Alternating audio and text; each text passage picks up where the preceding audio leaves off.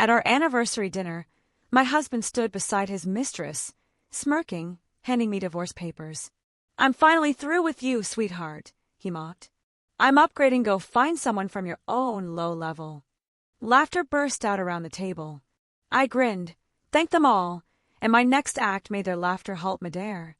Can you even imagine standing there, in your anniversary dress, surrounded by 40 people, when your husband looks you dead in the eye and tells you, "I am upgrading now, so go find someone from your own low level"?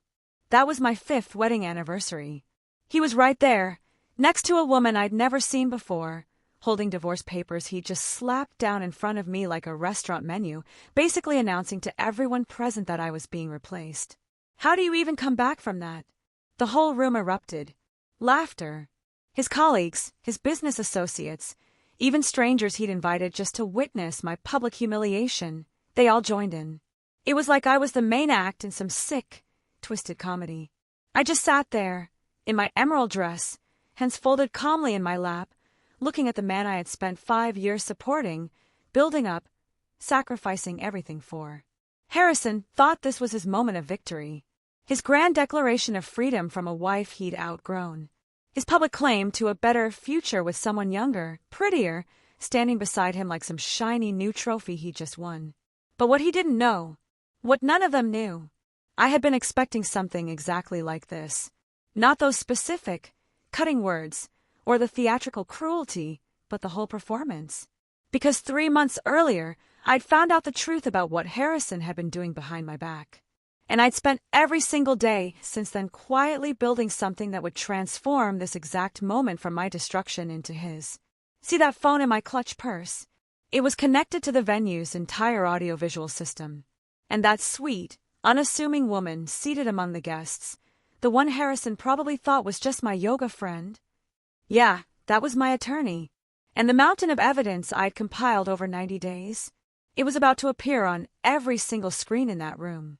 The laughter that filled that ridiculously expensive event space was about to die, in a way none of them would ever forget. But to truly get this moment, to understand the depth of it, you need to know how we even got here. How this marriage started. 7 years ago, I met Harrison Whitmore at a marketing conference in Chicago. He was up on stage, presenting on commercial property development, wearing the sharp navy suit that just screamed successful and confident. The way he talked about building a real estate empire, it sounded not just ambitious, but inevitable. Like he could just construct the future with his bare hands. And honestly, that vision was intoxicating. We got coffee after his presentation, then dinner. By the end of that weekend, we had exchanged numbers and made plans. Even though we lived in different cities, that long-distance phase only lasted 6 months. Harrison relocated for a property development opportunity that brought him right to my city. He said it was for work, but I like to believe I was part of the decision. 2 years later, he proposed at this fancy restaurant downtown, and I said yes without a second of hesitation. I truly believed we were building something together. That marriage meant partnership, mutual support, creating a life that reflected both our dreams and contributions. I threw myself into that partnership, with everything I had. Harrison was launching his commercial real estate firm, and I became more than just his wife. I became his foundation. I introduced him to contacts from my own marketing firm, people who trusted my judgment enough to take meetings based purely on my recommendation. Those introductions led to his first major property deal, the one that truly established his credibility in an industry where reputation meant everything. I managed our entire household, so Harrison could focus exclusively on building his business. I took on all the invisible labor that kept our lives running smoothly: the grocery shopping, meal planning, bills, mortgage payments, coordinating repairs, managing our social calendar to ensure we maintained relationships with people who mattered for his career. I hosted dinners for his business associates, transforming our suburban home into a space where deals could be discussed over wine and carefully prepared meals. I learned to read the room during those gatherings, understanding when to participate and when to just fade into the background. I became skilled at making Harrison look good in front of people whose opinions directly affected his business prospects. I supported every late night he spent at the office, every risky investment that made our financial situation precarious, every decision that required one of us to sacrifice so the other could advance. I told myself this was what partnership looked like, that my contributions were building our future together. Even if Harrison's name was on the business cards and the property deals, our home became my project. I decorated it meticulously, selecting furniture and art that created this impression of success and stability. The kind of home that said, Harrison Whitmore is someone worth doing business with, someone who has his life together, someone who can be trusted with major investments. I took pride in creating that environment, truly believing I was contributing to our shared success in ways that mattered, even if they weren't publicly acknowledged. Looking back, from that moment at Meridian Hall with divorce papers on the table in front of me, I could see how thoroughly I had deceived myself. I had been so focused on being supportive, on being the kind of wife who enabled her husband's ambitions, that I never once questioned whether Harrison valued what I was building, whether he saw my contributions as partnership or simply as the expected price of being married to someone with larger ambitions than mine. The shift in Harrison's behavior started about 18 months before our 5th anniversary, so gradually that I convinced myself I was just imagining things. He started staying later at work, arriving home after midnight with vague explanations about investor meetings or property tours that ran long. When I asked about his day, hoping to maintain some connection to the business we were supposedly building together, his answers got shorter, less detailed. Like he was editing information, not sharing his life with me. His phone habits changed dramatically. The device that used to sit casually on our kitchen counter while he showered became permanently attached to his hand. Always face down. Always locked with a password I didn't know. And stupidly, had never asked for. When notifications came through during dinner, he'd glance at the screen and smile in a way that just suggested those messages were far more interesting than our conversation. Our relationship conversations shrank to pure logistics. Who's picking up groceries? When's the mortgage payment due? Do we need a plumber for the leaky guest bathroom faucet? The emotional intimacy that had characterized our early years together? It disappeared entirely, replaced by the kind of polite distance you'd maintain with a roommate whose company you tolerated but didn't particularly enjoy. Physical intimacy followed the same declining trajectory. What had once been frequent became occasional, then rare, then essentially non-existent. When I tried to initiate connection, Harrison would cite exhaustion, work stress, the demands of closing some major deal. He'd suggest we were just going through a difficult phase that would improve once his current projects were completed. And I believed those explanations because believing them was easier than confronting what they might actually mean. I told myself that successful marriages required weathering challenging seasons, that ambitious men sometimes became consumed by work in ways that temporarily diminished their capacity for emotional connection, that my role as a supportive partner meant giving Harrison the space he needed to focus on building the business that would eventually benefit us both. I made excuses to myself constantly. I made excuses to my sister Emma, who started asking uncomfortable questions about why we never seemed happy anymore at family gatherings. I made excuses to our friends who noticed we no longer acted like a couple at social events, sitting on opposite sides of rooms, barely speaking to each other unless someone directly engaged us both. I was so determined to believe my marriage was fundamentally sound that I ignored every signal suggesting otherwise. Every late night that smelled like unfamiliar perfume. Every weekend work emergency that took Harrison away from home for entire days. Every unexplained charge on our credit card statements that I noticed, but convinced myself had some perfectly reasonable explanation I just hadn't thought of yet. Then, the anniversary invitation arrived. 3 weeks before the party. Delivered via email on a Tuesday morning while I was getting ready for work. Not a text message from Harrison. Not a conversation over breakfast about planning something special for our 5th anniversary. No. It was a formal invite with professional design and calligraphy, announcing a celebration at Meridian Hall, one of the most expensive event venues in our city. I stood in our bedroom, staring at my phone screen, feeling something cold settle deep in my stomach. Harrison hadn't voluntarily planned anything for us in 3 years. Our previous anniversary had passed with takeout Chinese food and a greeting card I had purchased for myself and signed his name to, because I couldn't bear marking 5 years of marriage with absolutely nothing. Yet here was an invitation to an elaborate party I knew nothing about. 40 guests I hadn't helped select. A venue I hadn't been consulted about.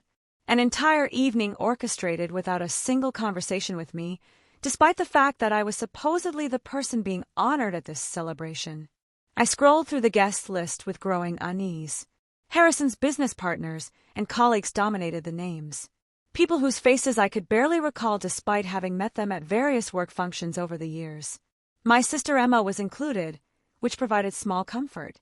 A handful of mutual friends who would probably feel as uncomfortable as I expected to feel, watching whatever performance Harrison had planned. The realization hit me with absolute clarity. This wasn't about celebrating our marriage. This was about something else entirely.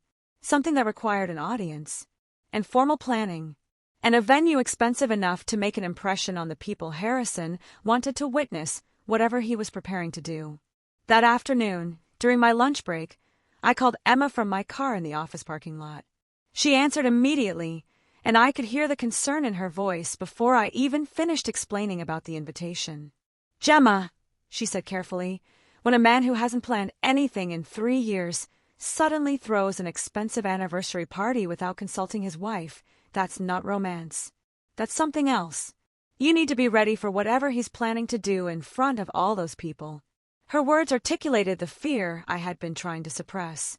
I wanted to defend Harrison, to insist she was wrong, to maintain the illusion that my marriage was simply going through a rough patch rather than actively falling apart. But I couldn't make myself believe the excuses anymore. 3 weeks later, I would be sitting at Meridian Hall in that emerald dress, watching my husband announce our divorce to 40 witnesses while standing beside his mistress. But in that moment, sitting in my car with Emma's warning still echoing in my mind, I made a decision that would change everything. I was not going to be a victim. I was going to be ready. That decision, to be ready rather than reactive, carried me through the rest of the week. I moved through our house like someone inhabiting a space that no longer belonged to her, touching furniture I had selected, looking at photographs documenting a marriage that now felt like fiction. Harrison came and went with his usual detachment, barely registering my presence beyond logistical exchanges about schedules and household maintenance. Saturday morning arrived, 3 weeks before the anniversary party. Harrison left at 6 a.m. for his routine at the downtown gym, the exclusive club he had joined 8 months earlier, claiming he needed to network with high-net-worth clients. I heard the front door close and his car pull out of the driveway while I was still in bed, pretending to sleep because our mornings had become exercises in avoidance rather than connection. I got up 30 minutes later and went downstairs to make coffee. My weekend ritual involved grinding beans fresh and using the French press Harrison had given me 3 years ago for my birthday, back when he still paid attention to things I liked. The kitchen was quiet except for the sound of water heating and beans grinding. Familiar domestic, sounds that felt strange now that I understood how thoroughly the foundation beneath them had cracked. Then I saw it, his laptop, sitting open on the counter. Harrison never left his laptop open anymore. Everything had become password-protected and private over the past 18 months, his devices treated like classified documents that required constant vigilance. Yet there it sat, screen glowing faintly in the morning light coming through our kitchen windows. I was pouring hot water over the coffee grounds when the notification appeared, a small pop-up in the corner of the screen that I could see clearly from where I stood. My hand stilled on the French press handle as I read the words that made time stop. Weekend away with Elle, Napa Valley Resort. Confirm reservation. The dates displayed were for next month, Thursday through Sunday. 4 days at the romantic Vineyard Resort I had been suggesting we visit for 2 years. The place I had bookmarked on my computer and mentioned repeatedly, trying to find something that might restore what had been lost between us. Not with me, but with someone who warranted a single initial rather than a full name. Suggesting either careful discretion or the kind of casual intimacy where full names became unnecessary between people who knew each other well. I set down the French press with deliberate care, my coffee forgotten, as I walked the 3 steps, to where his laptop sat open and unguarded. The shower upstairs was still running. Harrison would be occupied for at least another 10 minutes, possibly 15 if he followed his usual routine. I should have closed the laptop, respected his privacy, walked away, and convinced myself there was an innocent explanation for what I had seen. But my hands were already moving, already clicking on the notification to open the calendar application fully. The screen filled with entries I had never seen before. Weeks and months of scheduled appointments that told a story I had been refusing to acknowledge, even as I lived inside it. Lunch with Al appeared every Tuesday and Thursday at noon. Always during hours Harrison claimed to be meeting with investors or touring properties in neighborhoods too far away for me to casually visit. The entries stretched back through weeks of calendar history, a pattern so consistent it was clearly routine, not occasional. Evening at Al's place populated most Thursday nights. The same evenings Harrison told me he was attending networking events with other real estate professionals. Coming home after midnight, smelling like wine and cigarettes, explaining he had stayed late to make the right connections. I scrolled further back, watching months of my marriage rewrite themselves as I discovered the truth beneath the explanations I had accepted. The Napa Resort reservation wasn't an isolated romantic gesture. It was part of a pattern stretching back 14 months. 14 months of systematic deception while I had been maintaining our home, planning our anniversary, and wondering why I felt so desperately alone in a marriage that was supposed to eliminate loneliness. The earlier entries were more explicit, created before Harrison had apparently learned to use initials for discretion. Dinner with Leah at Harborview. Meet Leah at the Grandmont Hotel. Pick up gift for Leah. Leah, not an initial anymore, but an actual name. A real person who had occupied 14 months of my husband's life while I was being the supportive wife who made sure his shirts were pressed and his mother received birthday cards on time. The shower upstairs turned off. I had maybe 5 minutes before Harrison came downstairs expecting breakfast, and the same oblivious wife he had been deceiving for over a year. I opened his email application, my hands moving faster now as adrenaline overrode the shock. The inbox loaded immediately because Harrison hadn't bothered to log out, confident in his privacy, or perhaps just careless in his comfort with deception. The emails from Leah were easy to find. They dominated his recent messages, dozens of them exchanged just in the past week. I clicked on the most recent thread and started reading. The messages were worse than the calendar entries because they contained actual words, emotions expressed in complete sentences, a relationship that existed in detailed exchanges rather than just scheduled appointments. Leah Vaughn was 28 years old, according to her email signature, a marketing director at Grandview Hotels, a luxury chain Harrison's company had partnered with for some mixed-use development project downtown. Her professional title sat beneath her name in clean sans-serif font, creating this jarring cognitive dissonance between her corporate role and the intimate content of her messages to my husband. Cannot wait for Napa, baby. Finally, a whole weekend without hiding. I'm so tired of pretending we're just colleagues when we're together at work events. I want to be able to touch you without worrying who's watching. Harrison's response had come within minutes. I know, sunshine. Just a few more weeks after the anniversary thing is handled. Everything changes. No more hiding. No more pretending. Just us building the life we've been planning. The anniversary thing. He was referring to our marriage. Our 5 years together. As a thing to be handled before moving on to his real life with someone else. I scrolled through more messages, each one revealing layers of a relationship that had clearly moved far beyond physical affair into emotional partnership. They had inside jokes, shared references to experiences I knew nothing about, plans for a future that included Harrison, but somehow excluded his wife entirely. Harrison called her sunshine, the best part of his day, his reason for getting up in the morning. Phrases I dimly remembered him using with me during our courtship, before they became casualties of familiarity and the comfortable routine of established marriage. But the truly devastating discovery was not emotional. It was financial.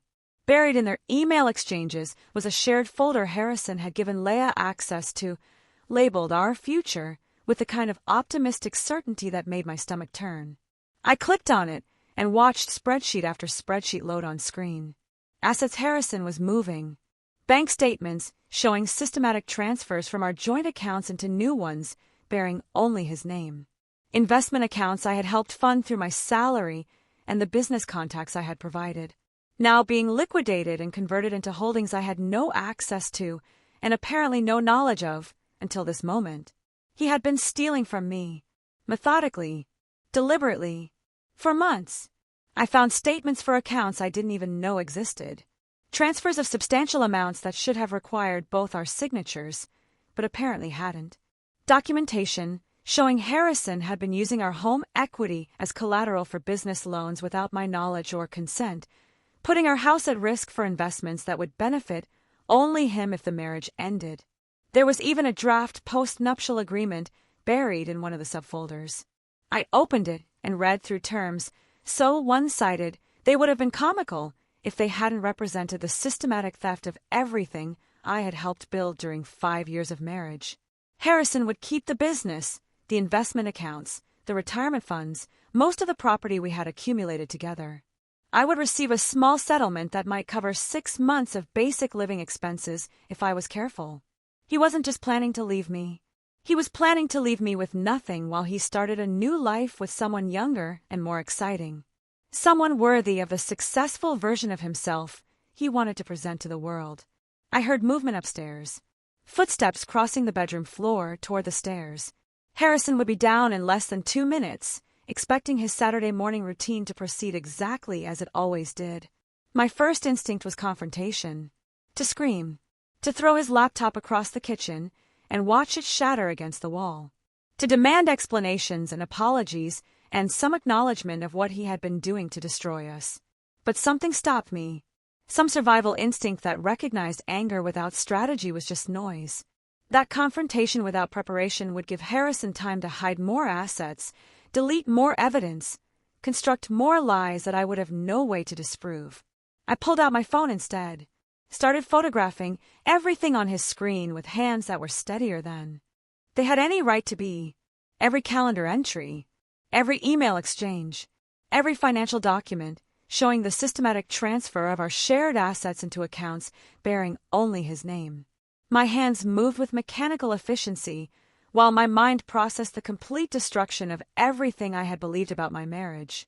I created a secure cloud storage account under a pseudonym, using my work email and a password Harrison would never guess. Uploaded every photograph while listening to him move around upstairs getting dressed.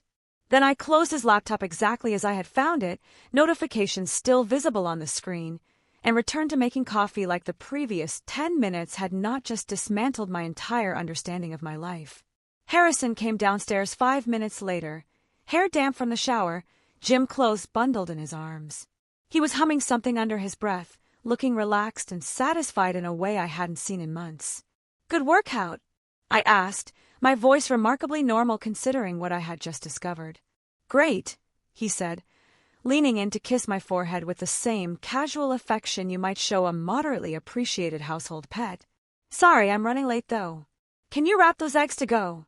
I wrapped his breakfast in foil and handed it to him, along with a travel mug of coffee I had poured while he collected his things. Watched him grab his laptop without noticing anything amiss. Waved as he headed out for another Saturday at the office that probably involved Leia rather than actual work. The door closed behind him. His car started in the driveway. I stood alone in our kitchen with cold coffee and the weight of knowledge I could not unknow. Then I sat down at our kitchen table, opened my own laptop, and began researching divorce attorneys who specialized in financial fraud within marriages. The search for divorce attorneys specializing in financial fraud took me down a rabbit hole of legal websites and consultation forms that all blended together after the first dozen. I needed someone who understood that this wasn't just about ending a marriage, but about recovering assets that had been systematically stolen and preventing Harrison from controlling the narrative of our separation. Catherine Ross's name appeared repeatedly in online reviews and legal forums discussing complex divorce cases involving hidden assets. Her website was professional but not flashy, featuring testimonials that read like victory reports from women who had been in situations similar to mine. One review in particular caught my attention. Catherine recovered money my ex-husband swore no longer existed and made him pay for trying to hide it. I called her office Monday morning from my car, parked in a grocery store lot 3 blocks from my workplace, because I couldn't risk anyone from my office overhearing this conversation. The receptionist who answered had the kind of efficient professionalism that suggested she fielded calls from desperate women regularly and knew how to assess urgency. "I need a consultation about divorce involving financial fraud," I said, keeping my voice steady despite how strange the words felt coming out of my mouth. "How soon can you come in?" she asked without hesitation. "As soon as possible. Tomorrow afternoon at 2. Bring any documentation you have. Bank statements, emails, photographs, anything that supports what you're telling me." Tuesday afternoon found me walking into a steel and glass building downtown that screamed expensive legal expertise from the marble lobby to the elevator panels. Catherine's office occupied the 14th floor, and when I stepped off the elevator into a reception area decorated in calming neutrals, I felt simultaneously out of place and exactly where I needed to be. Catherine Ross was in her mid-40s, impeccably dressed in a charcoal suit that probably cost more than my monthly salary. Her handshake was firm, her office organized to the point of intimidating, and when she gestured for me to sit in her conference room, I noticed she had already pulled up a notepad and recording device. "Tell me everything," she said simply. I showed her the screenshots on my phone, walked her through the calendar entries and emails, explained the financial documents I had discovered showing systematic asset transfers. By the time I finished, 40 minutes had passed, and Catherine had filled several pages with notes and handwriting so precise it looked typed. "Your husband," she said, looking up from her notepad with an expression that somehow managed to be both sympathetic and predatory, "is both dishonest and sloppy. That combination will be his downfall." She asked questions for another 30 minutes, drilling into details about our financial situation, the timeline of when things changed, whether I had noticed any other suspicious behavior. Then she leaned back in her chair and outlined what would happen next. Over the following 2 weeks, Catherine assembled a team that operated with military precision. A forensic accountant named Marcus began tracing Harrison's financial movements, uncovering layers of hidden accounts, and discovering that he had been using our home equity as collateral for business loans without my knowledge or signature. A private investigator started documenting Harrison and Leia's movements across the city. A paralegal named Sophie organized everything into case files that grew thicker each time I visited Catherine's office. The team uncovered incredible things. Harrison's business partner, Joel Preston, was discreetly providing information. He mentioned a vintage watch collection Harrison had claimed he sold 3 years ago when business was tight. The collection was worth at least $40,000, sitting in climate-controlled storage, while Harrison told me we needed to be careful about spending. The credit card analysis revealed charges at luxury hotels that appeared on our joint account. I had been helping finance Harrison's romantic getaways without even knowing they existed. Marcus documented dinners at expensive restaurants, jewelry purchases from boutiques I had never visited, even spa treatments that clearly had not been for my benefit. The private investigator captured video footage of Harrison and Leia meeting for lunch at places where any business associate might see them, holding hands across tables and laughing with the easy intimacy of an established couple. The surveillance showed them entering hotels in the middle of the afternoon, emerging hours later with body language that left little doubt about what had occurred inside. 3 weeks into building our case, Catherine called me back into her office for what she described as a strategic planning session. She had been reviewing Harrison's patterns and had noticed something significant about the timing and nature of the anniversary party.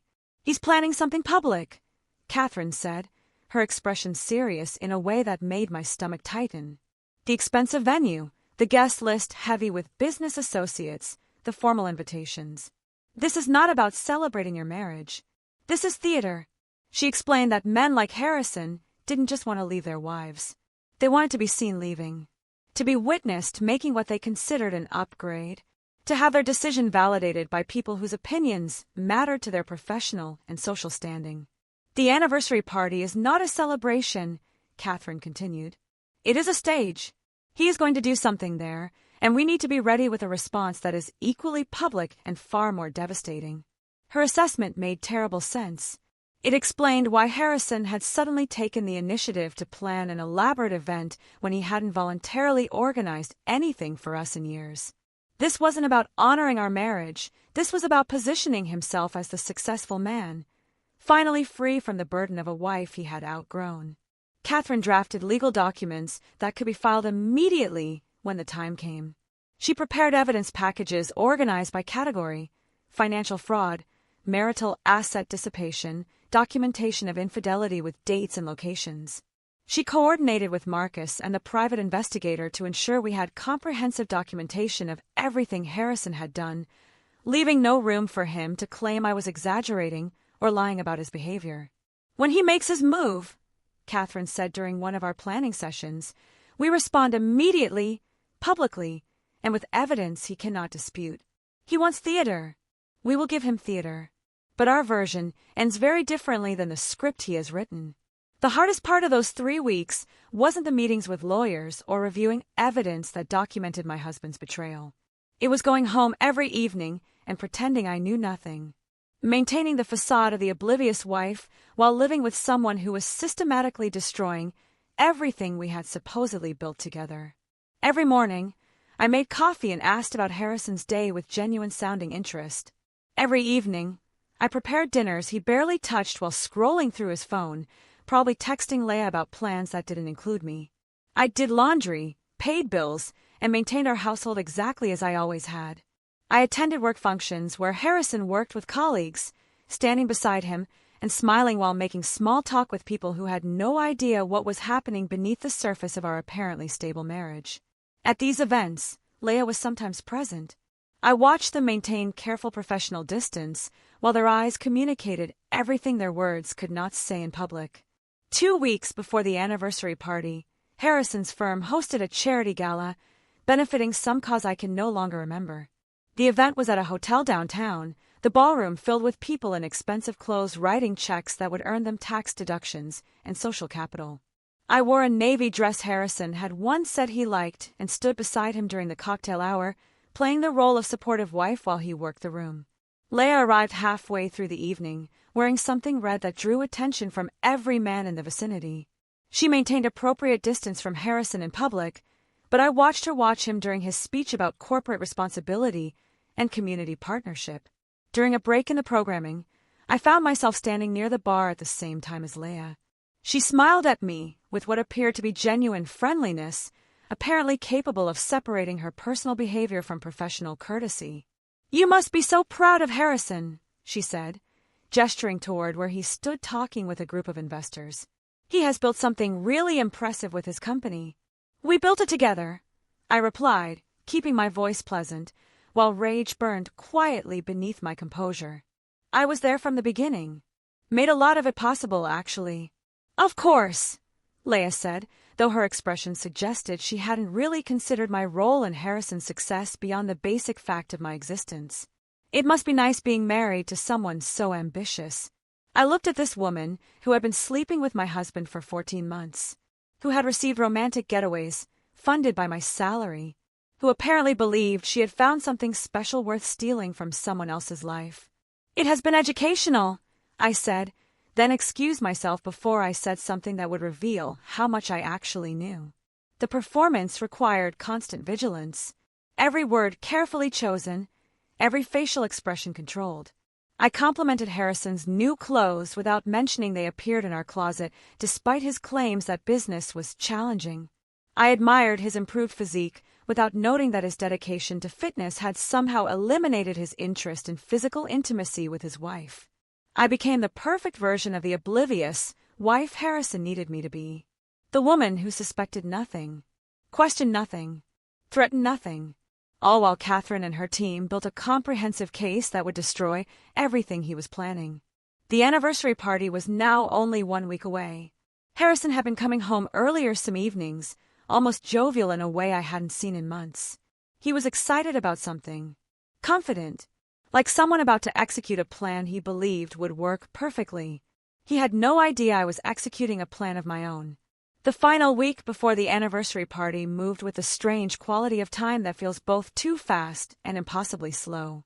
Each day brought me closer to the confrontation I had been preparing for, while simultaneously stretching out in a way that made every interaction with Harrison feel like performance art that required exhausting levels of concentration.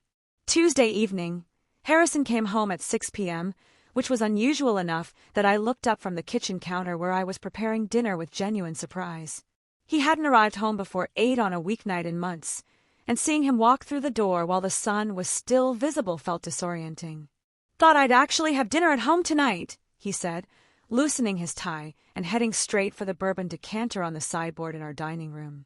He poured himself 2 fingers and settled into his chair at the table with the air of someone making a deliberate choice to be present, rather than someone who actually wanted to be there. I brought over the pasta I had been making and sat across from him. We ate in silence for several minutes before Harrison cleared his throat. "This is going to be a special night on Sunday," he said, watching me over the rim of his glass. "Really special. I invited everyone important. Your sister is coming, right?" "Emma will be there," I confirmed, keeping my voice neutral despite the cold weight settling in my stomach. "Good. That's good." He swirled his bourbon, and I noticed his hand was not quite steady. "Nerves? Or excitement? I couldn't tell which.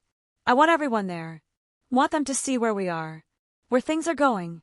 The phrasing was careful, deliberately vague in a way that could mean anything depending on how you chose to interpret it. I played the role of supportive wife who assumed the best intentions. "It was thoughtful of you to plan something," I said, the lie tasting bitter, even as the words came out smooth and genuine sounding. Harrison looked at me, then with an expression I couldn't quite read. Guilt mixed with anticipation, mixed with something that might have been a last flicker of doubt about whatever he had planned. The look vanished quickly, replaced by the confident mask he had been wearing for months. He went to bed early, claiming he had an important meeting in the morning. I stayed up late on the phone with Emma, who had become my lifeline through these final days of pretending. "How are you holding up?" she asked, her voice tight with concern. "I feel like I'm holding my breath underwater," I admitted. "Just waiting to surface, but not sure I'll make it." "You're stronger than I would be," Emma said. "I would have confronted him weeks ago. Probably would have thrown his laptop through a window." I laughed despite everything. "Catherine says the key is patience. Let him think he has control, so we can take it away completely when it matters most." "Catherine is brilliant and terrifying," Emma replied. "Remind me never to get on her bad side." We talked for another hour, going over details of Sunday evening. Emma knew her role, positioned herself where she could record everything on her phone, be ready to provide support if I needed it, and above all, do not react visibly no matter what Harrison said or did, because any dramatic response from my side of the room would give him ammunition to claim I was unstable or vindictive. Thursday afternoon, Catherine called an emergency meeting. Her voice on the phone carried an urgency that made my pulse quicken even before she explained why. "Marcus found something significant," she said. "Can you be at my office in an hour?" I left work early, claiming a dental emergency, and drove downtown with my hands gripping the steering wheel tighter than necessary. Catherine's conference room felt smaller than usual when I walked in. Or maybe it was just the weight of whatever information was about to be shared. Marcus was there, along with Catherine's associate who specialized in tax law. They had documents spread across the table in organized stacks that suggested hours of analysis. Harrison's business partner has been keeping documentation of questionable financial practices, Marcus explained without preamble. "Joel Preston. He's been uncomfortable for months with how Harrison handles property valuations and loan applications." Catherine picked up the explanation. "Harrison has been inflating property appraisals to secure larger loans than the properties are actually worth. He takes out the loan based on the false valuation, uses some of it for legitimate business purposes, and pockets the difference. It is systematic fraud that extends beyond your marriage into his professional operations." The tax attorney, a woman named Rebecca Chin, added more context. "Based on what Joel has documented and what Marcus has uncovered, Harrison has also been underreporting income from property sales. The difference between what he reports to the IRS and what he actually receives is significant enough to trigger a federal investigation if the right people become aware of it." I sat down slowly, processing the scope of what they were telling me. "So, this isn't just about divorce anymore. This is about documenting a pattern of fraudulent behavior that extends into multiple areas of his life," Catherine said. "When you expose what he has done to you personally, we will also be exposing practices that could result in criminal charges. Joel is willing to provide testimony if necessary," Marcus added, "but he wants legal protection for himself since he was technically aware of some of these practices, even if he didn't participate in them." "Can you arrange that?" I asked. "Already in process," Catherine replied. "Rebecca has contacts at the IRS who will be very interested in this information." We have drafted a formal complaint with enough detail to trigger an investigation, but we are holding off on filing it until after Sunday. Why wait? Because timing matters, Catherine explained. If we file before the party, Harrison might get wind of it and change his plans. We need him to proceed with whatever he has orchestrated for Sunday evening. We need him confident and exposed. Then we hit him with everything at once: the personal betrayal, the financial fraud within your marriage, and the professional misconduct that threatens his entire business. The scope of what we were building felt overwhelming. This had started as documentation of an affair and asset concealment. Now, it encompassed potential federal crimes and the destruction of everything Harrison had built professionally. You need to leave no room for doubt, Catherine said, reading my expression accurately. No space for him to claim you're a vindictive ex-wife, exaggerating the truth. When you reveal what he has done, it needs to be so thoroughly documented that nobody, not his colleagues, not his business partners, not even his lawyers, can question the evidence. Friday afternoon, I picked up the emerald dress I had ordered 2 weeks earlier from a boutique downtown. The silk was beautiful, the cut flattering in a way that made me feel powerful rather than decorative. Emma had come with me for moral support, and we were heading back to my car when my phone buzzed with a text from Harrison. We're something nice tomorrow. I want you to look good for our guests. I showed the message to Emma, who actually threw her own phone across the interior of my car in frustration. He's unbelievable. He's going to publicly divorce you, and he wants you to dress up for it. That's exactly what I need, I said, surprising myself with how calm I sounded. His arrogance is what makes this work. He's so confident I will comply with his expectations, even as he destroys our marriage, that he cannot imagine I might have plans of my own. Emma retrieved her phone from where it had landed near the passenger side floor mat. You are terrifying when you are strategic. Remind me never to cross you. That evening, Harrison worked late again, or claimed to. I sat alone in our living room with a glass of wine, going through the evidence one more time on my laptop. Photographs of Harrison and Leah at restaurants. Video footage of them entering hotels. Financial documents showing systematic theft. Email exchanges revealing a relationship that had lasted 14 months while I was supporting his career and maintaining our household. My phone buzzed with a notification from an unknown number. The message was short and devastating in its casual confidence. Tomorrow is going to be perfect. Finally, I can stop hiding. Oh. The text was clearly meant for Harrison. Leah had somehow gotten my number confused with his in her contacts. An easy mistake when two people's names were stored sequentially in a phone. She was excited about tomorrow, about whatever public declaration Harrison had planned, about finally stepping into the role she had been playing in secret for over a year. I forwarded the screenshot to Catherine without adding any comment. Her response came within minutes. Perfect. Keep that. We can use it.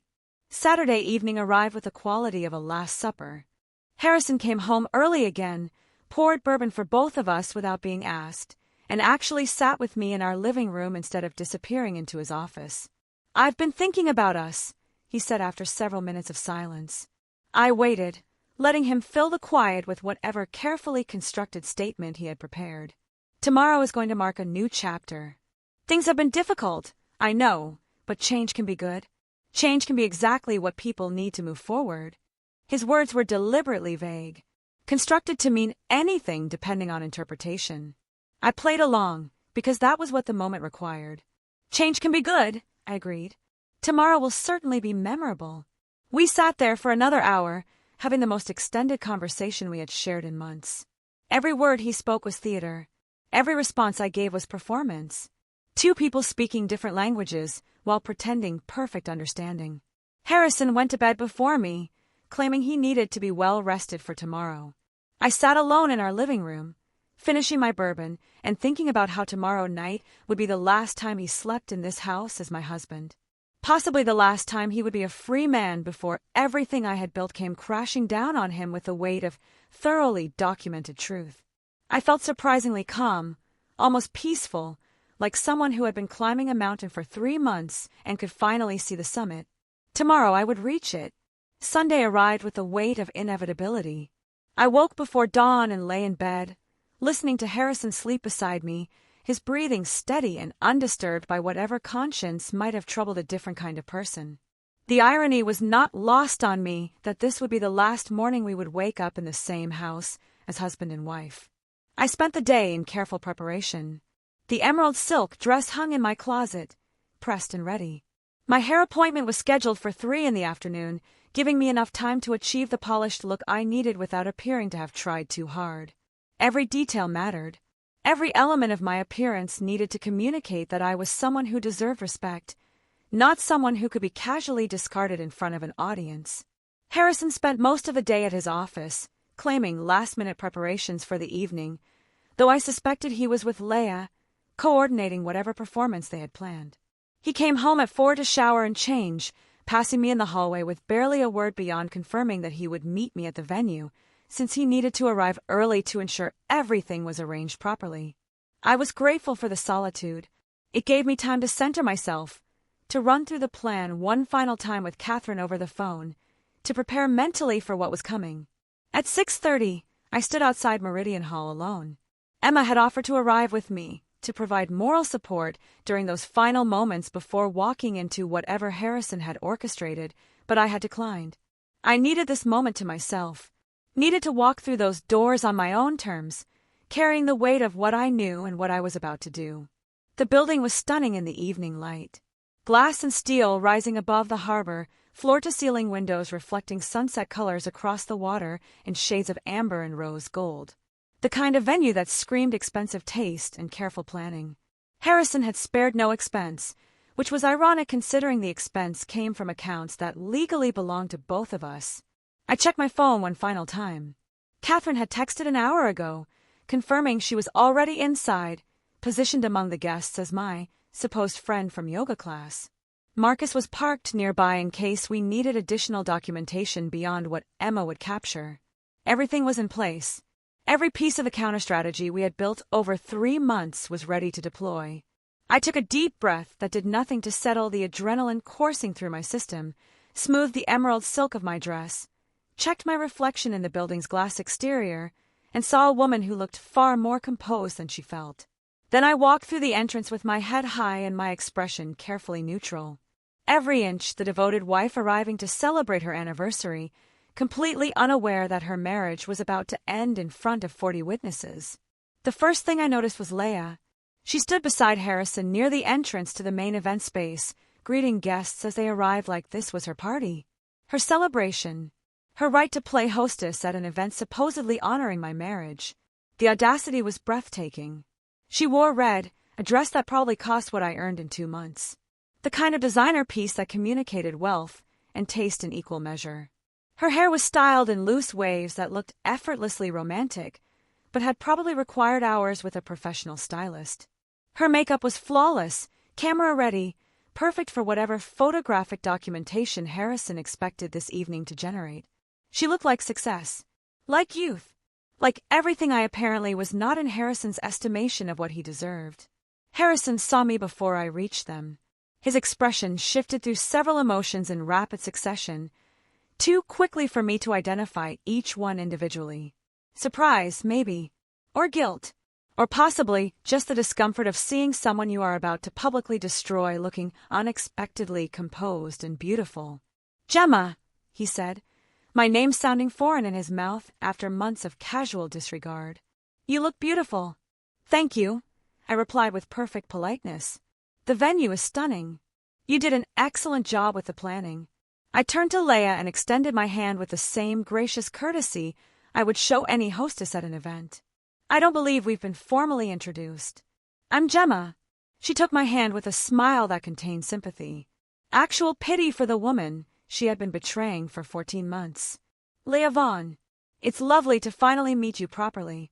Finally, as though we had been circling each other for years, rather than existing in the same spaces while she conducted an affair with my husband. "Lovely to meet you as well," I said, releasing her hand and moving past them into the event space before either could read anything in my expression beyond polite friendliness. The room was filling rapidly with guests. Harrison's business associates dominated the crowd. Men and women I recognized from various work functions over the years. Several mutual friends had arrived, people who would soon need to choose sides in whatever aftermath followed tonight. My sister Emma was already positioned near the head table, her phone resting casually beside her water glass in a way that looked natural but was carefully calculated. Recording mode activated, though the angle looked casual enough that no one would question it. Catherine stood near the bar talking to someone I didn't recognize, playing her role as my yoga friend perfectly. She caught my eye briefly and gave the smallest nod of acknowledgement before returning to her conversation. Everything was in place. Everyone was positioned exactly where they needed to be.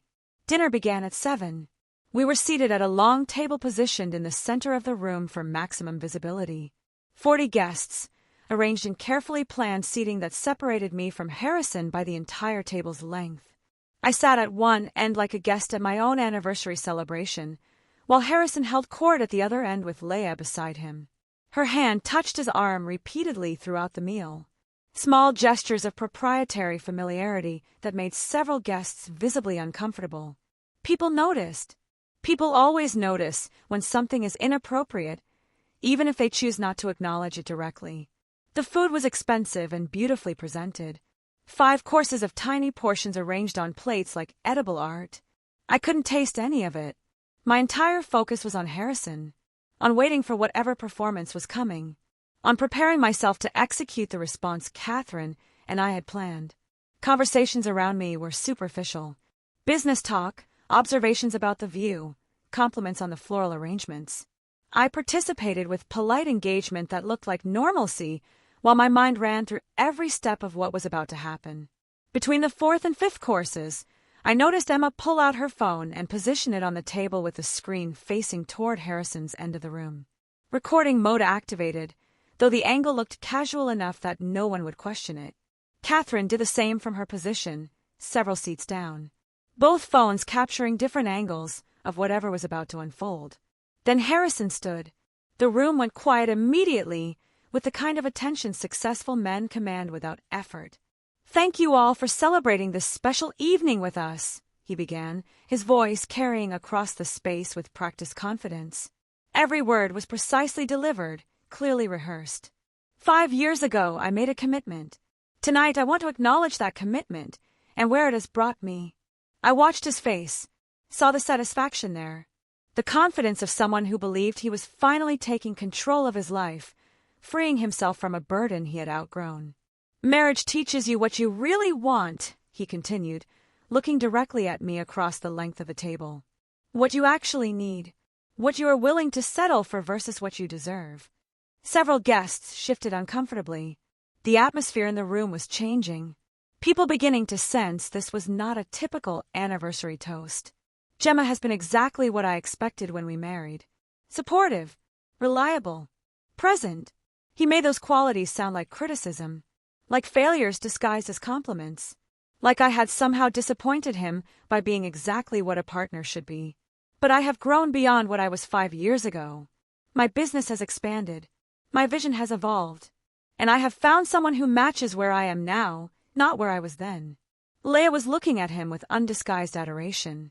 The room had gone completely silent, except for soft classical music playing from hidden speakers. An utterly inappropriate soundtrack for the destruction unfolding. Harrison reached into his jacket and pulled out a manila envelope. He walked the entire length of the table with theatrical precision and placed it directly in front of me.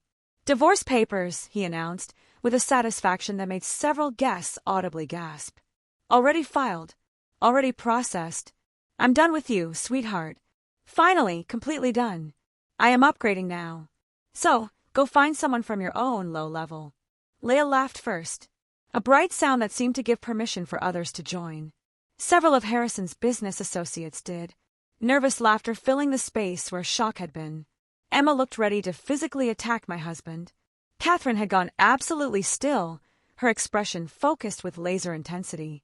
I looked at the envelope, at Harrison's face glowing with triumph, at Leia standing beside him like a prize he had just won. Then I smiled. I smiled. Not a sad smile, or a broken smile, but something genuine that came from a place of calm certainty I hadn't accessed in months. The laughter in the room faltered slightly. Harrison's expression flickered with confusion, because this was not the script he had written. I was supposed to cry, to beg, to make a scene that validated his decision and made him look like the reasonable party finally escaping an inadequate wife. I picked up the manila envelope slowly, deliberately, opened it with hands that were steadier than they had any right to be, given the adrenaline coursing through my system. The divorce papers inside were exactly as expected, already processed and filed as Harrison had announced. Everything designed to make this moment irreversible in public. I read through the first page with the kind of careful attention you might give a restaurant menu. Then I looked up at Harrison with an expression I had been practicing for weeks in front of my bathroom mirror. "Thank you," I said quietly, but in the silence that had fallen over the room, my voice carried perfectly to every corner. "Truly, thank you for this gift." Harrison's confidence wavered visibly. This was not the response he had anticipated. Several guests exchanged confused glances, uncertain about what was happening or how they were supposed to react. I stood, smoothed the emerald silk of my dress with deliberate care, and reached into my clutch purse. My phone emerged, held in a way that made several guests lean forward with curiosity about what I might do next. "Since we are sharing important documents tonight," I said, my voice steady and carrying across the room with unexpected authority, "I have something too. A little anniversary surprise of my own." I had arranged access to the venue's audiovisual system that afternoon, claiming I wanted to prepare a sentimental photo montage as a surprise for Harrison. The staff had been helpful, even showing me how to connect wirelessly to the large screens positioned around the room. My phone connected on the first attempt. The screens flickered to life. What appeared was not a sentimental photo montage celebrating marital happiness. It was Catherine's carefully edited video compilation, opening with simple text on a black screen. What Harrison did while Gemma planned their anniversary. The soundtrack was dramatic and cold, something classical that made the entire production feel like a documentary rather than personal revenge. I had left the music selection to Catherine, who had chosen perfectly. Then came the photographs Marcus had captured over 3 weeks of surveillance. Harrison and Leia entering hotel rooms in the middle of the afternoon. Timestamps were visible in the corner, showing dates and times that corresponded exactly with hours Harrison had told me he was touring properties or meeting with investors. Harrison and Leia having lunch at expensive restaurants, his hand on hers across white tablecloths. Their body language unmistakably intimate in ways that transcended professional interaction. Harrison and Leia at his exclusive gym, working out side by side. Video footage showed them leaving together, getting into her car, driving to her apartment building. Text message screenshots appeared next. Conversations where Leia called him, "my future," and Harrison responded with promises about their life together, once he handled the Gemma situation. The footage was damning, not just because it proved infidelity. It showed a relationship conducted in public places where anyone might have seen them. It suggested either remarkable arrogance or complete confidence that I would never discover the truth.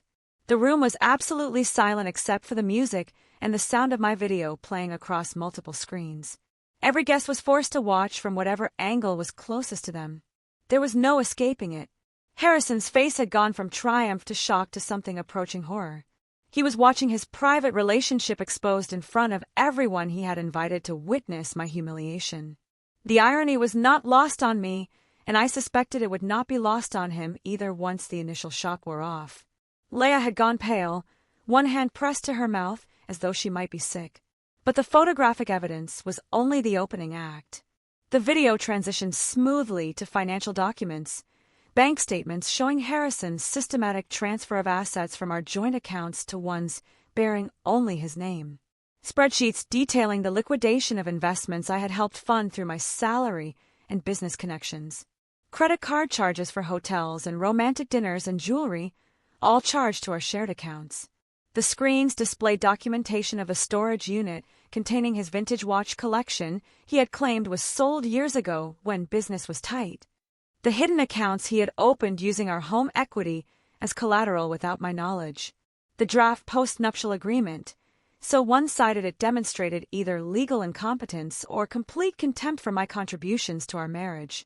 Several of Harrison's business associates were leaning forward now, reading the financial documents with the attention of people who understood exactly what they were seeing and recognized the legal implications. Then came the final piece, the evidence Catherine had saved for maximum impact. A letter from the Internal Revenue Service. Official letterhead, proper seals, signatures from actual federal officials Catherine had contacted through her network of legal connections. The letter outlined an investigation into Harrison's company for tax fraud related to unreported income from property sales. Income he had concealed, not just from me, but from federal authorities. The document detailed potential charges that could result in significant fines and possible criminal prosecution. 40 guests sat in absolute silence, watching a successful man's reputation disintegrate in real time across multiple screens.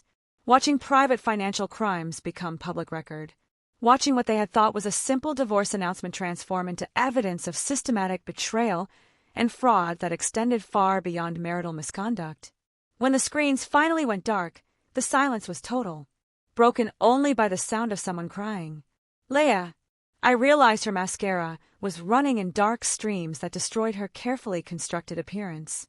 Her face had crumpled as she understood that her career and reputation had just been demolished along with Harrison's.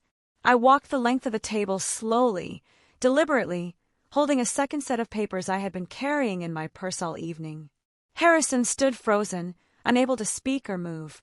His face had gone from its earlier flush of triumph to a pale shade that suggested genuine shock. "You wanted to upgrade," I said, looking directly at him. My voice was quiet, but it carried in the silence. "But you forgot that intelligence is not measured by age or appearance. It is measured by strategy." I placed the papers in his hands with the same casual cruelty he had shown me minutes earlier. "These are from Catherine Ross, my attorney," I said, loud enough for everyone to hear. "You will recognize some of the language, because it is the same language from those divorce papers you just gave me. Except in my version, you do not get the house you try to transfer into your name alone using forged documents. You do not get the investment accounts you attempted to hide. You do not get anything beyond exactly 50% of our legitimately shared assets. And you will be returning every cent you stole with interest." Catherine stood from her position among the guests. Professional and terrifying in equal measure, she commanded attention without raising her voice. "The IRS documents are legitimate," she announced to the room. "I contacted them personally regarding Mr. Whitmore's tax irregularities. They were very interested in the information Mrs. Whitmore provided about unreported income and property valuation fraud." Harrison's mouth opened. No words emerged. He looked like someone drowning, unable to breathe or think or process what was happening to him. Several of his business associates were already pulling out their phones. I could see them typing rapidly, probably calculating how quickly they could distance themselves from someone under federal investigation. Professional relationships, built over years, were dissolving in real time as people made immediate decisions about association and liability. I turned to Leah, who was still crying silently beside Harrison. "Your employer received an interesting package this afternoon," I said, my voice carrying the same quiet authority. "Video evidence of an employee engaging in an affair, using company resources to facilitate that relationship. Company hotels for personal use. Company expense accounts for romantic dinners. Company time for personal appointments. I believe they call that misappropriation of corporate assets." Leah made a sound somewhere between a sob and a gasp. Her company had strict policies about ethical conduct. Her career, like Harrison's reputation, was collapsing in that very moment. I looked at the 40 guests, many of whom were now recording the scene on their phones, just as they had recorded what they thought was my humiliation minutes earlier. "Thank you all for witnessing this," I said. "Your presence makes everything documented, public, and very permanent." I picked up my clutch purse, nodded to Emma and Catherine, who stood immediately to join me. Then I walked out of Meridian Hall with my head high and my dignity intact, leaving behind 40 stunned guests, a weeping mistress, and a husband whose life I had just systematically demolished using nothing more than patience, evidence, and the strategic application of truth. The glass doors of Meridian Hall closed behind us with a soft hydraulic hiss that felt final. The evening air was cool against my face after the climate-controlled interior of the venue, and I realized I was shaking slightly now that the performance was over and the adrenaline was draining from my system. Emma linked her arm through mine immediately, her grip firm and grounding. Catherine walked on my other side, already pulling out her phone with. The efficient movements of someone who had more work to do despite the late hour. We had left Harrison standing in that room full of people who were already calculating their distance from him. Left him holding divorce papers that would strip away everything he had tried to steal. Left him with federal investigation documents that transformed this from personal betrayal into potential criminal prosecution. Behind us, through the glass walls of the building, I could see movement inside the venue. Guests were standing now, clustering in small groups. Some were clearly leaving, gathering coats and purses and heading for exits. Others remained, probably discussing what they had just witnessed with a kind of fascinated horror. People reserved for spectacular disasters they are grateful not to be experiencing personally. "That was the most incredible thing I have ever witnessed," Emma said once we reached her car in the parking structure. Her voice shook slightly, and I realized she had been holding tension for hours, playing her role as silent supporter while recording everything on her phone. "Gemma, that was perfect." Everything was absolutely perfect. I leaned against her car and let out a breath I felt like I had been holding for 3 months. "I need to not go home tonight. I cannot face that house right now." "You are staying with me," Emma said immediately. "For as long as you need. I already made up the guest room before I left for the party because I figured you wouldn't want to go back there tonight." Catherine finished whatever she was typing and looked up at both of us. "He will try to contact you," she said, her tone matter of fact. "Probably within the hour.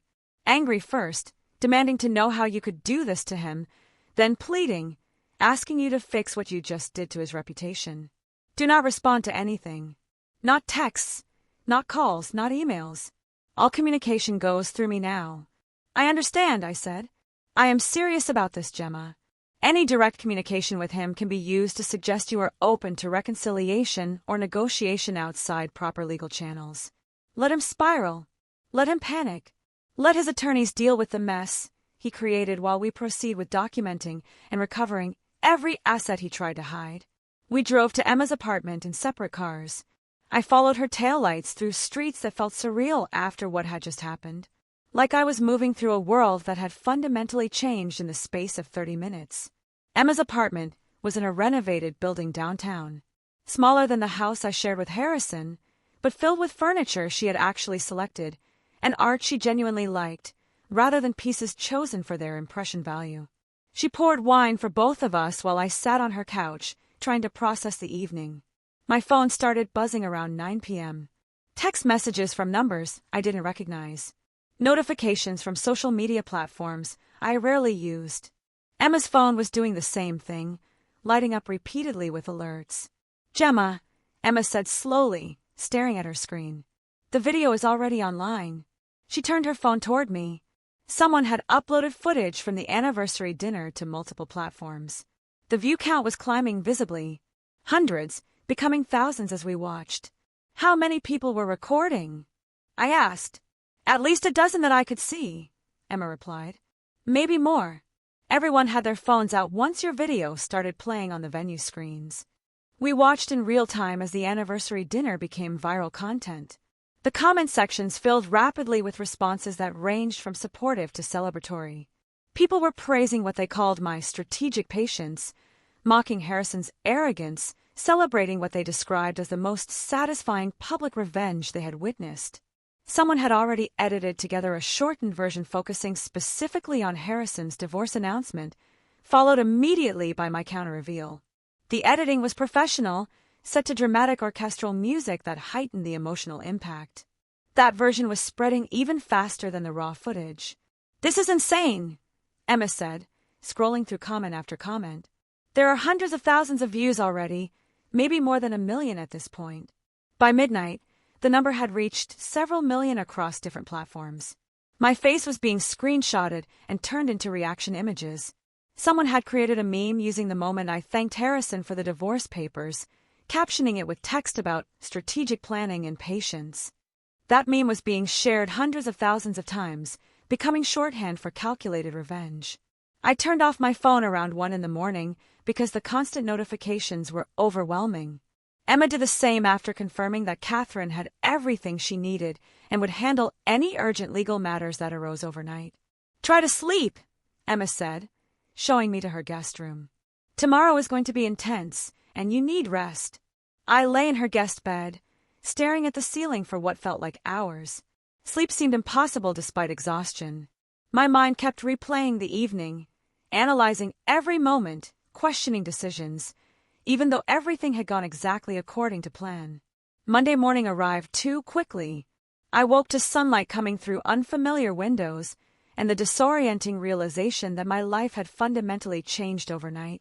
Emma was already up, making coffee in her kitchen when I emerged from the guest room. "Catherine called," she said, handing me a mug.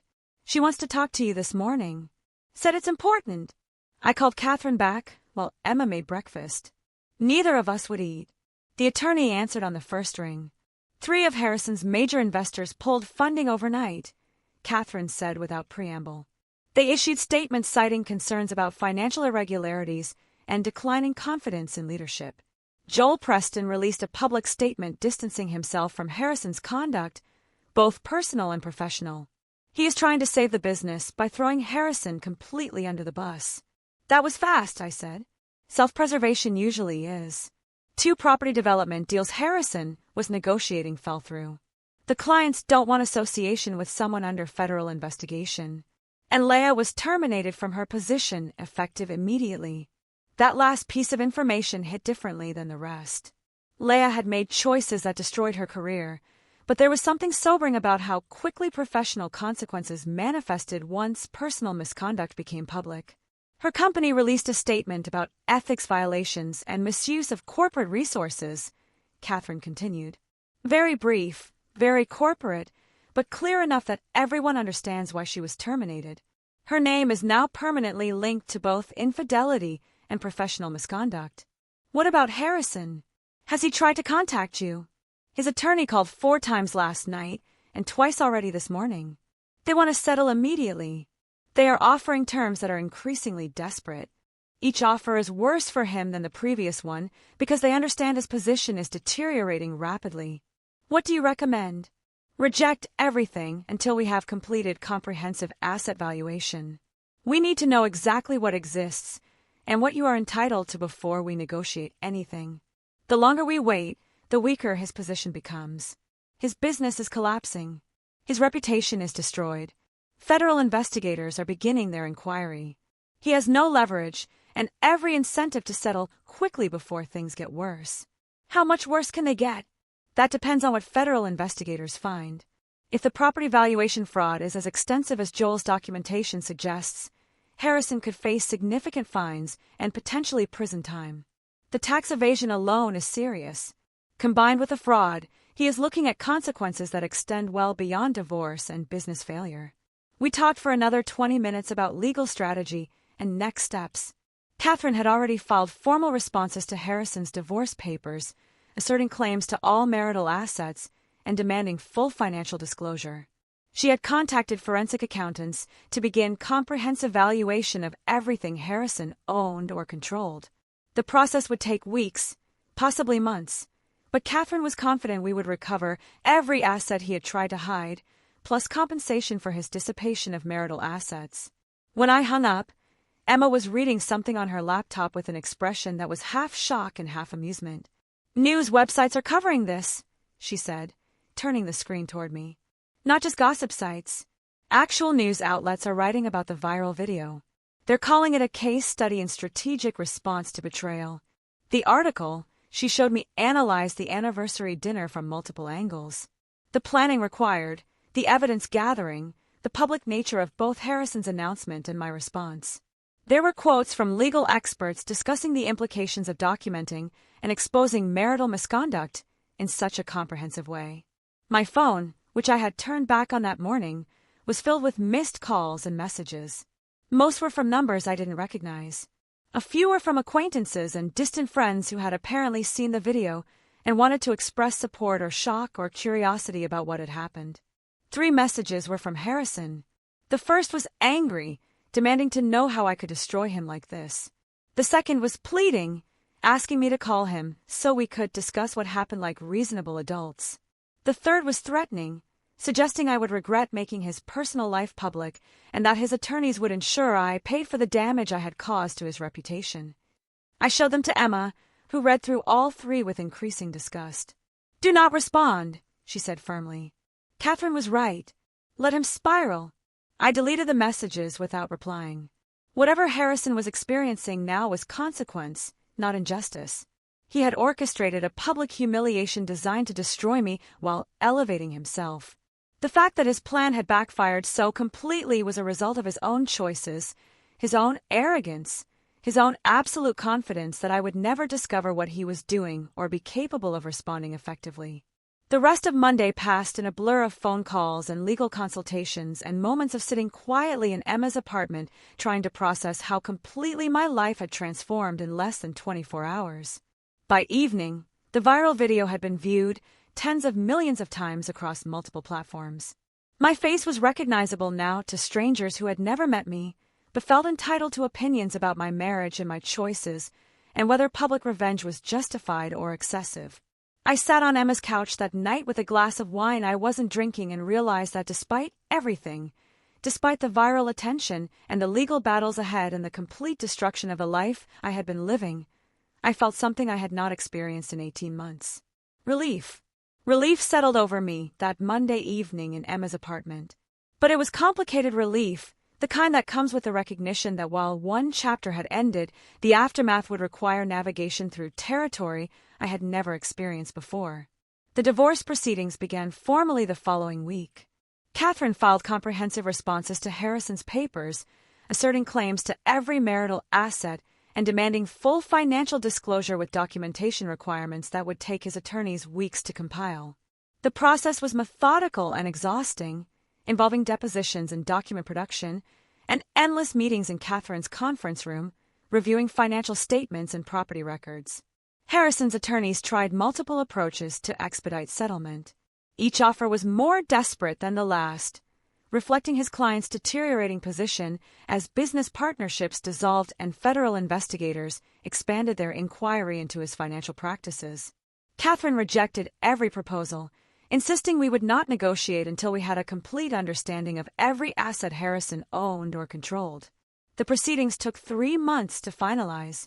Judge Margaret Chin, a woman in her early 60s with a reputation for no-nonsense adjudication of complex marital disputes, presided over our case with an efficiency that suggested she had seen variations of the story countless times throughout her career.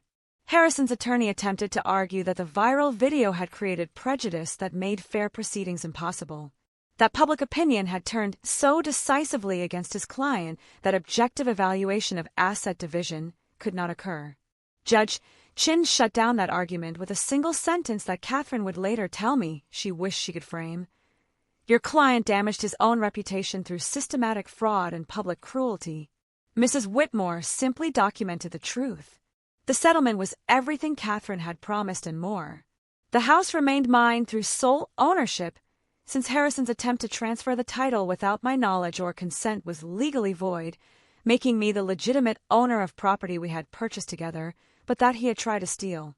The investment accounts were divided exactly in half based on their actual value, rather than the diminished amounts Harrison had claimed existed after hiding substantial portions. Retirement funds were split according to proper legal formula, rather than Harrison's preferred version where he kept everything and I received minimal compensation for 5 years of marriage. Every cent Harrison had transferred to his personal accounts came back with interest calculated from the date of each fraudulent transaction. The vintage watch collection he had hidden in a storage unit was sold at auction, the proceeds divided and contributing to my settlement in a way that felt particularly satisfying, given how many times he had claimed those watches were sold during periods when he insisted we needed to be careful with spending. Catherine even recovered compensation for money Harrison had spent on Leia, the hotel rooms and romantic dinners and jewelry purchases, all charged to our shared accounts, were classified as dissipation of marital assets. Harrison was required to reimburse me for his affair expenses, effectively making him pay twice for the relationship that had destroyed our marriage. The final settlement amount was substantial enough that I could pay off the remaining mortgage on the house and still have significant savings. Financial security I had not experienced in years, while Harrison was systematically stealing from accounts I had helped build. But I didn't keep the house. The building held too many memories of a marriage that had slowly suffocated me. Instead, I sold it and used the proceeds to move into a penthouse apartment in the Arts District downtown, a space that felt like liberation made physical. 8 months after the anniversary dinner, I stood in my new apartment with floor-to-ceiling windows overlooking the harbor. Meridian Hall was visible in the distance, glass walls reflecting afternoon sunlight. The venue had become a landmark in my personal geography, the place where I had reclaimed my life and demonstrated that quiet patience could be more devastating than dramatic confrontation. I decorated the space according to my own taste, rather than compromising with someone else's preferences or selecting pieces designed to impress business associates. Art I genuinely liked, rather than art that looked expensive. Furniture that served function and provided comfort, rather than making statements about success and status. My career had transformed in ways I never anticipated. The marketing firm I worked for promoted me to creative director 3 months after the video went viral. My boss explained the decision by noting that someone capable of orchestrating such comprehensive strategic communication clearly possessed valuable professional skills that the company wanted to utilize and retain. The promotion came with a 40% salary increase and creative authority over major client campaigns. For the first time in years, I was earning money that was unambiguously mine, unconnected to Harrison's aspirations or expenditures or his constant criticism that I was not ambitious enough or successful enough or simply enough. I adopted a cat named Justice because Emma suggested it and the irony appealed to me. An orange, imperious creature entirely uninterested in performing emotional labor for anyone's benefit. He spent his days positioned in patches of sunlight coming through the apartment windows, occasionally deigning to acknowledge my presence when food or attention suited his convenience. Catherine became more than my attorney. She became a friend who understood what it meant to watch a marriage dissolve and choose reconstruction over collapse. She introduced me to a support group that met monthly, women with similar stories about partners who had systematically underestimated them. We shared experiences and strategies, building community based on survival and growth rather than shared victimhood. The group taught me that my story was not unique, though the viral documentation of it had been unusual. Countless women had experienced versions of what I had lived through.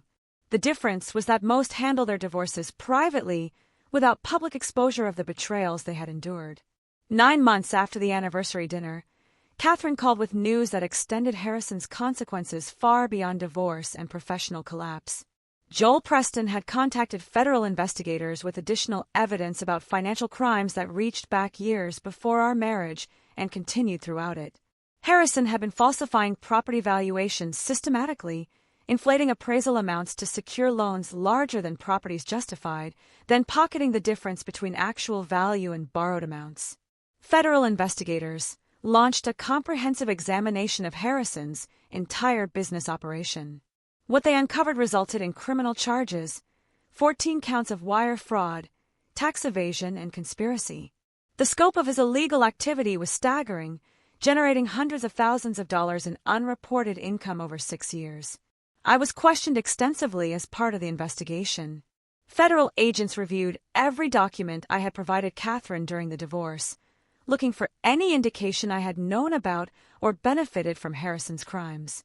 They cleared me quickly once they understood I had been as deceived about his business practices as I had been about his personal conduct.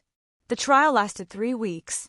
I attended several days of testimony, sitting in the public gallery, and watching prosecutors present evidence that built an overwhelming case. Harrison's business partner testified about practices he had documented but felt powerless to stop. Forensic accountants explained the systematic nature of the fraud. Loan officers from multiple banks described how they had relied on property valuations that turned out to be significantly inflated. Harrison was convicted on 11 of the 14 counts. At sentencing, Judge William Torres imposed 6 years in federal prison, followed by supervised release and restitution requirements that would likely occupy the remainder of Harrison's professional life. I attended the sentencing hearing because Catherine believed closure required witnessing consequences in their entirety. Harrison stood behind the defense table, wearing a suit that no longer fit properly, his face showing the accumulated stress from 18 months of fighting charges that evidence had proven conclusively. When Judge Torres asked if he wanted to make a statement, Harrison looked directly at me for the first time since his arrest. I destroyed everything good in my life because I confused success with happiness and ambition with fulfillment, he said, his voice carrying less confidence than I had ever heard from him. My wife deserved better. She was better. And I was too arrogant to recognize that until it was too late. The words might have meant something years earlier. Now they were just insufficient acknowledgement, delivered far too late to matter. I felt nothing watching him be led away to begin his sentence. Not satisfaction, not vindication, not even the closure people talk about finding at the end of difficult chapters. Just a profound sense of release from a narrative I was finally finished living. That evening, I stood in my apartment with Justice curled on the sofa and harbor lights reflecting off dark water. I understood something fundamental that had taken months to fully grasp. Revenge had never been about destroying Harrison. It was about refusing to be destroyed by him. About documentation rather than confrontation. Strategy rather than emotion. Patience rather than impulse. Harrison had wanted to upgrade. What he actually did was trade partnership for performance. Someone who knew him completely for someone who knew only the version he performed for public consumption. The real upgrade had been mine. From wife defined by marriage to woman defined by choices. From someone who absorbed criticism about inadequacy to someone who recognized that inadequacy belonged to the person delivering judgment rather than receiving it. The anniversary dinner video still circulates occasionally on social media, resurfacing whenever someone compiles examples of public accountability or strategic response to betrayal.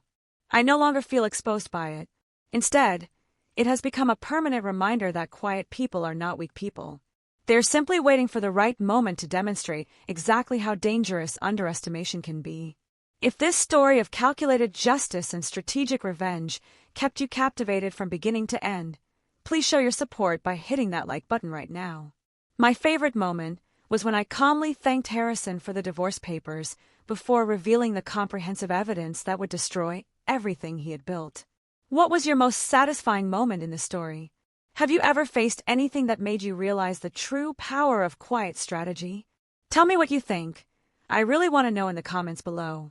And don't miss more powerful stories of resilience, justice, and triumph over betrayal. Subscribe and hit that notification bell so you're notified the instant we upload new content.